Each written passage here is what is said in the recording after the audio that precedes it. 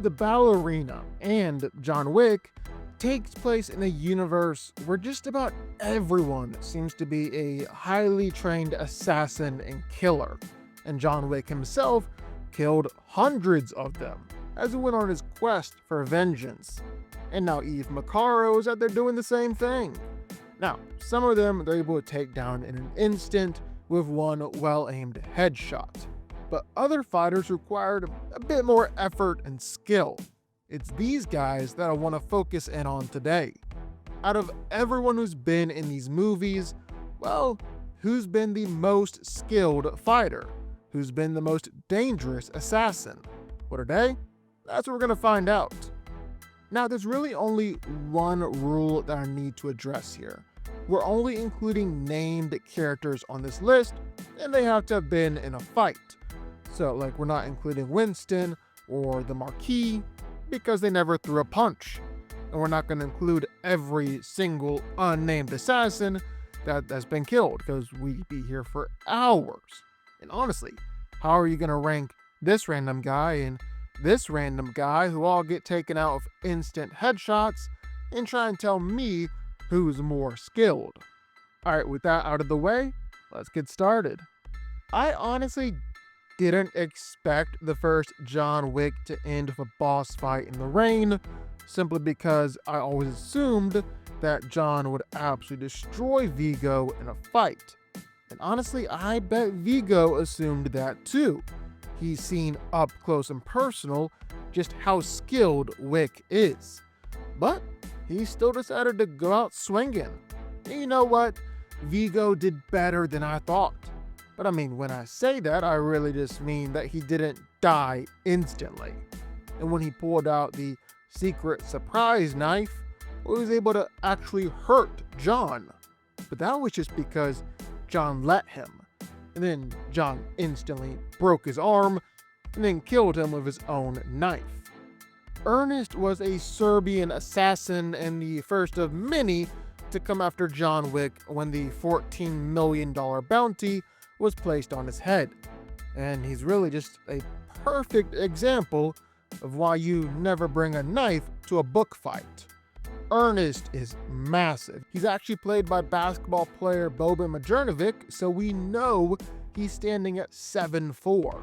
He's able to use that size and power to his advantage, really relying on it in a fight, completely overpowering Wick, landing hits on him through sheer strength, even though Wick had the right technique to try and block the attack. But even with his size, Ernest is still not the most skilled fighter, and that can be exploited. Ultimately, what does him in? Marcus was one of John's oldest mentors and friends, and one of the only true assassins in the entire franchise, meaning someone who would hunt down his target, follow them, find the best spot to take them out, then fire a bullet through their head from a few street blocks away. If other assassins were smart like Marcus, maybe someone could have actually taken John Wick out. Instead, everyone else in this world just seems to run straight at him, guns ablazing. Probably not the best strategy. Now, we didn't see a ton of Marcus hand-to-hand fighting, but we do know he's an expert marksman. Miss Perkins was a ruthless contract killer tasked with taking out John Wick for a $2 million bounty, a job that she tried to execute on continental grounds, which is a big no-no. She got the drop on Wick by sneaking into his hotel room, but Marcus alerted John to her presence, and it was on. She got some good hits in, got him wrapped up for a little bit, but you gotta remember, this was a John Wick who was startled awake and was still recovering from some gnarly injuries. And yeah, she's able to use that to her advantage a bit, but the fact that she couldn't put down a weakened John Wick while he was sleeping suggests that she's a little out of her league here. So for most of John Wick, we just saw Chiron behind the desk. But when his hotel was threatened, well, he pushed up his glasses and went to work. Always calm, cool, and professional, Chiron was literally the only member of the hotel staff who survived the initial confrontation with the bulletproof Death Squad. So we have to know he's already a pretty skilled fighter to just survive that encounter. Then when they got shotguns with armor-piercing rounds, even the playing field a little bit, Chiron was able to plow right through them. Now, we didn't see a ton of him in the fight because we were mostly following John Wick, just out there doing John Wick things, but I still am very impressed with what I saw from Chiron. Aries is the right-hand woman for Santino D'Antonio, and as a newly instated member of the High Table, man, you need to get yourself a better bodyguard. We saw her throughout the whole movie trying to square off with John, leading an ambush against him, constantly acting like she was actually a match for him. Then they fight, it's almost over before the fight even started. She caught him by surprise, had him on the ropes for a little bit for push dagger, but honestly, a part of this almost comes down to strength versus skill, or lack of strength. She's just not strong enough or powerful enough to seriously contend with someone like Wick, and he used that to his advantage, throwing her around, overpowering her, and disarming her. And unlike a Cassian, where he gave him the professional courtesy of not removing the blade, Wick ripped the blade out of Aries' heart, killing her.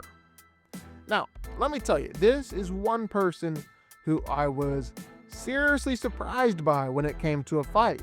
I thought for sure that Killa was just going to be another Vigo, where it might be a big boss, but not really a threat for John. And when Killa instantly took off running and was huffing his inhaler the whole fight, I thought I knew what was coming. Man, was I surprised, because he huffed on his inhaler and took his fat butt and went to town on John. Actually gave Wick like a serious challenge. And it's the opposite of the Aries fight, because Killa had the strength advantage over John this time, was able to put it to good use. Only thing is, Killa would land good hits on John or throw John over a ledge, then he would just get right back to running away from John. And that's ultimately what does him in here. You might not remember the name Kroll, but he was actually the first guy to give John Wick a good fight, and really give him more than he could handle. Kroll was Vigo's head of security, the one tasked with keeping Yosef safe, and the only guy in the whole movie who could fight on par with Wick. He was highly skilled in Taekwondo, and used it to beat John in a fight. Of course, with the caveat that the guy had just been retired for 5 years. We don't really get to see a ton from Akira, but based on that post-credit teaser, we might be getting to see a whole lot more of her. She's a daughter of Shimizuwa, as well as the concierge for the Osaka Continental, so you know she's been trained to fight. And not just that, but trained to fight as a ninja would be. So incredibly skilled with blades and her bow and arrow. In fact, so good with that bow and arrow that she was even able to take down High Table soldiers in serious bulletproof armor. Like, this stuff is dang near impenetrable to bullets, and she's taking them down with a bow and arrow. On top of that, Akira is one of the few fighters here that recognizes that she's not as strong as big buff dudes, and so she doesn't try to take them head on. Instead, she uses her size and her agility to her advantage, dipping and dodging and ducking all around them, going in between legs, jumping on their backs. If she shows back up in the future, she's got the potential to move way up this list. I love Mr. Nobody, mostly because he fights cocky, but can pull it off and back it up. Plus, he's got a sick bulletproof backpack vest combo, which I've never seen before, and a nice puppy dog. He's a lot like Marcus in the sense that he'll stalk his target before attempting to take them out from a distance. But, if need be, Nobody isn't above getting up close and personal. But I think honestly the biggest thing going for him here is the trained Belgian Malinois he's got following him around all the time. Now this dog doesn't seem to be quite as lethal as Sophia's, and it's not wearing bulletproof armor, but still, now you gotta take on a trained killer and a vicious dog? Good luck with that one. Koji Shimizuwa is the manager of the Osaka Continental Hotel, and just like any good warrior, is a loyal friend and brother to the very end. Despite being in his early 60s, Shimizuwa was still an incredibly dangerous fighter, was particularly skilled with a blade. He demonstrated incredible skill as a swordsman, as you can see with his ability to kill dozens of members of the High Table Elite Strike Force. Dudes have incredible bulletproof armor. He's taken them out with a pistol and a katana. He was so skilled, he's even able to match up against Kane, although Kane ultimately proved that he was more skilled, considering that Kane killed Shimizuwa. Chidi is a high table assassin and is the second in command to the Marquis de Magrand. He led the attack on the Osaka Continental in search for John Wick. He's able to easily hold his own and take down some of the Continental's hitmen. Then later on, after a pretty big bounty was put on John's head, well, Chidi was right back at it, trying to take John out. He fought with Mr. Nobody and actually nearly killed his dog. But Wick had something to say about it. Never go after a dog in front of John Wick. But you know what? Chidi still wasn't done. He still wasn't out. He was able to confront John again and beat him down. Of course, John ultimately beat him, but man, Chidi is durable. I mean, sure, he's a skilled fighter. He's one of the few opponents who has bulletproof armor on par with Wick. But Chidi's greatest asset is just his endurance. You just can't keep him down for good. Cassian is the personal bodyguard for Gianna D'Antonio, and when he lost her to Wick, well, he decided that he was going to do everything he could to take John out. Which honestly speaks to the balls on him that he still thought he could take down John even after watching John plow through a whole army of people. His fighting style includes boxing, Brazilian Jiu-Jitsu, Judo, Taekwondo, Krav Maga, and Muay Thai. But probably what speaks to Cassian the most as a fighter is the fact that he's able to actively fight against John Wick. Albeit a John Wick who was just hit by a car and had just fought like 50 other people. But what's most impressive is that he had John Wick's respect. Wick saw him as an equal, someone who was on his level and worthy of professional courtesy. And you can't say that about everyone. He definitely didn't view Aries the same way. Now, I'll be honest and admit this might be a little high for Eve, and could be recency bias. Because when she went up against John Wick, well, the fight just gave off big time big brother pushing around his little sister. He was messing with her, and she couldn't really do anything about it. So that's definitely a knock against her, and she struggled in other ways in other fights. However, what really does go for Eve is that she was able to essentially fight against a whole town of assassins and killers, and come out the other side as the last one standing. Only other person we've ever seen do something like that is, in fact, John Wick. She also fights very creatively. She's never really playing by the same rules as everyone else around her, like bringing grenades or a freaking flamethrower to a gunfight. I know this kinda beats the rule of no unnamed assassins, but these guys were just too good to not include on this list. They're Zero's top students, which means that they're masters of Penkak Salat in several different disciplines of ninjutsu, like Pai-Jitsu. Together, they were able to give John Wick a seriously good fight, and on top of that, besides John, they easily defeated everyone else they ran across. Plus, the Shinobi are one of the very few fighters that were able to fight John Wick and survive, which is an honor not many people get. Sophia was the manager for the Casablanca Continental, but before that, she was a world-class assassin. She actually fights a whole lot like John, showing off skill in Aikido, Brazilian Jiu-Jitsu, and Krav Maga. But she primarily fights with her guns. Gun Fu, that's her go-to.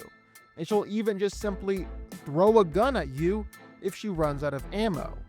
However, in order to argue that she's one of the top fighters in the John Wick universe, you gotta include her dogs.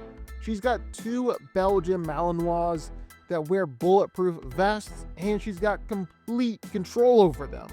Like, these dogs are incredibly well trained, and you combine 2 vicious attack dogs with an already incredibly skilled and dangerous assassin, well, she turns into basically a force of nature. Zero was the primary assassin brought in by the Adjudicator in order to take in John Wick. He also just so happens to be like the biggest John Wick fan out there. Zero was an extremely skilled fighter, so much so that the Adjudicator believed that he could actually defeat John Wick. And Zero did prove to be equally skilled to Wick, giving him a harder fight than anyone else here, even though he did eventually lose in the end.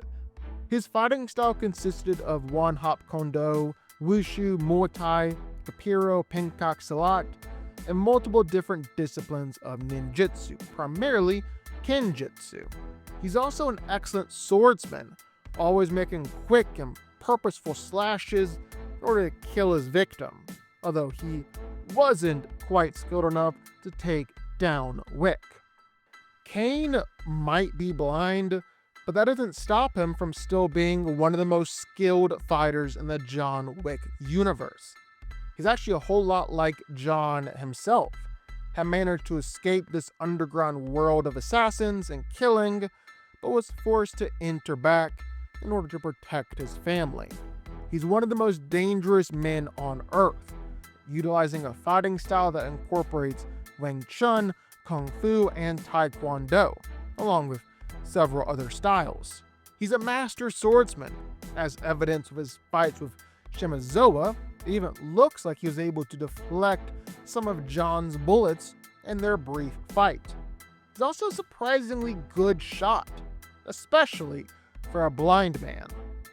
Coming in at number 1, of course, it had to be John Wick. There's no one out there who's more skilled or a better fighter than him. After the death of his wife, John killed hundreds of people across the entire world with a whole assortment of different weapons in his quest for vengeance. He's been called a master of death, the last thing that many men see. And he definitely lives up to the reputation that surrounds him. He's an incredibly skilled fighter, usually fighting with a combination of Brazilian Jiu-Jitsu, Judo, Jiu-Jitsu, Aikido, and Krav Maga. He can outmaneuver, outmatch, or just simply outlast his opponents, usually taking on multiple fighters at once. He's also known to study an opponent during the fight and adapting as the fight goes on, like against Zero and his students. And don't think he's above fighting dirty either. But probably what John is best known for is his gunplay. He's able to effortlessly blend his marksmanship with his hand-to-hand fighting, using grappling moves with precision headshots to take down whole groups of people. Safe to say, John Wick is the best there is. I don't think there's a single other assassin in the franchise who can do all the things that he's done. He's the best of the best.